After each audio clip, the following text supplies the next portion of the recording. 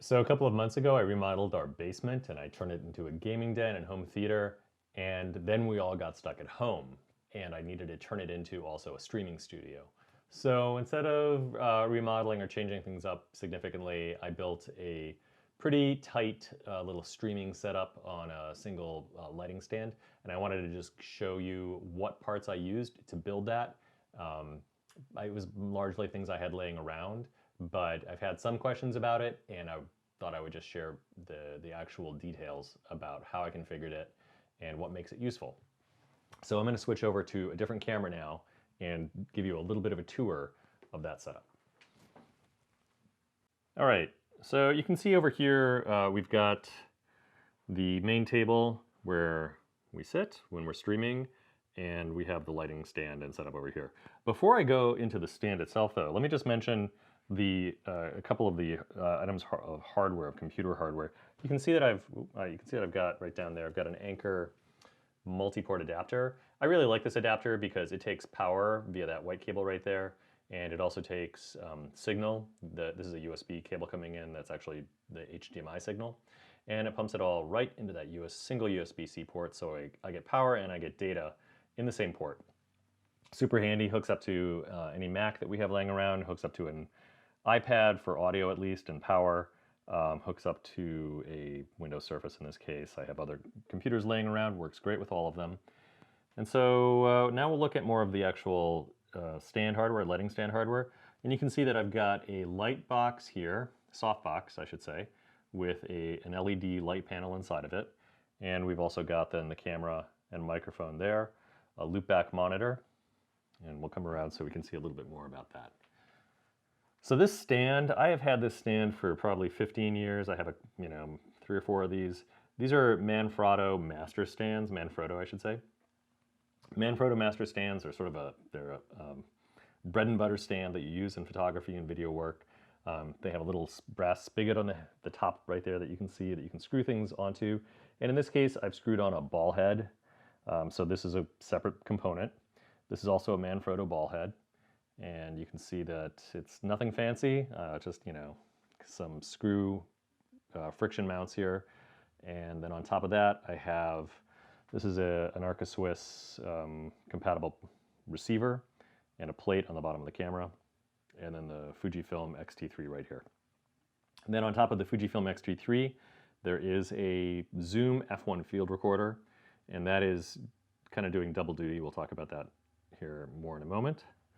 Underneath that, this is an old backup camera monitor for like a car. It's like really cheap. You can get these like for 50 or 60 bucks.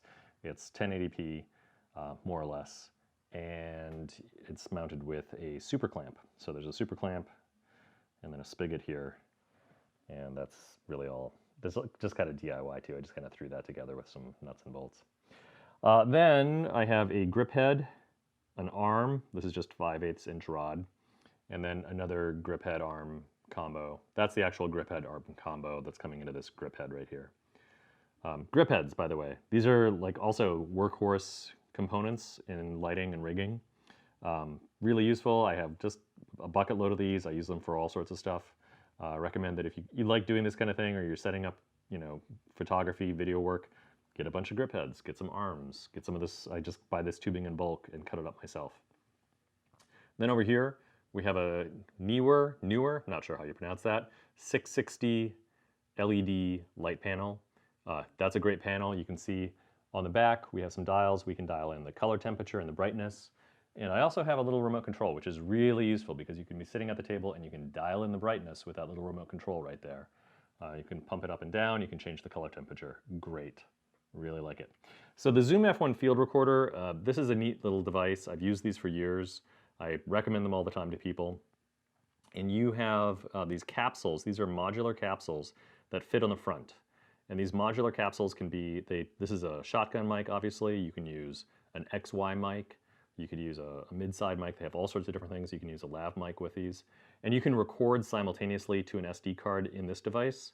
And this also provides some preamp for the signal that's coming into the camera, which is great because the preamp in the camera is not great for doing actual audio recording. So I'm taking that signal then, it's coming out from here, which is micro HDMI. I have USB-C power here. This is the microphone input. And that's all coming down to, if you can see it here, this box right back there. And this box is that's a Magewell HDMI capture card, and it outputs a standard UVC. It appears as like a UVC video camera to any computer. So you hook it up to a computer, it's just going to think it's a standard webcam. There's no special drivers needed. And that's it. Then I have a bunch of, this is a very fancy box, which is like some IKEA document box.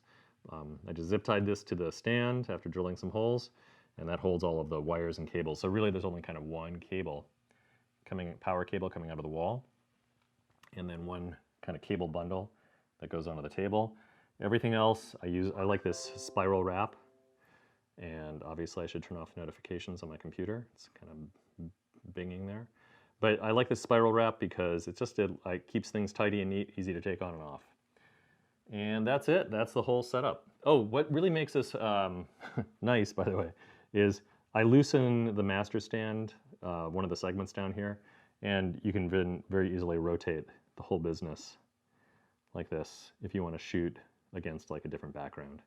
So, you know, maybe I want to use the yellow wall over here. No problem. There we go. So we'll bring that back to the bookcase. So hopefully that was useful, and you know, it's a pretty simple setup. This is all stuff I had laying around, and you know, I didn't have to go out and buy stuff. But for the most part, it's not super expensive. None of this is like the top tier, other than say the Fuji X-T3, which is a great camera. And you know, that's not a camera I use only for video work. I take that on vacation. I shoot still photography with it. You know, shoot family photos. It's excellent.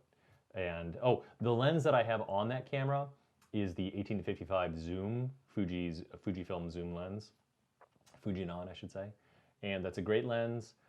It stops down to 2.8, so you get some depth of field, you get some blur in the background, which is nice. I like to have just a little bit of separation in terms of depth of field. And that's really it. Those are the main parts. You know, you make do with what you have. So if you have any questions about what this setup is like, feel free to ask.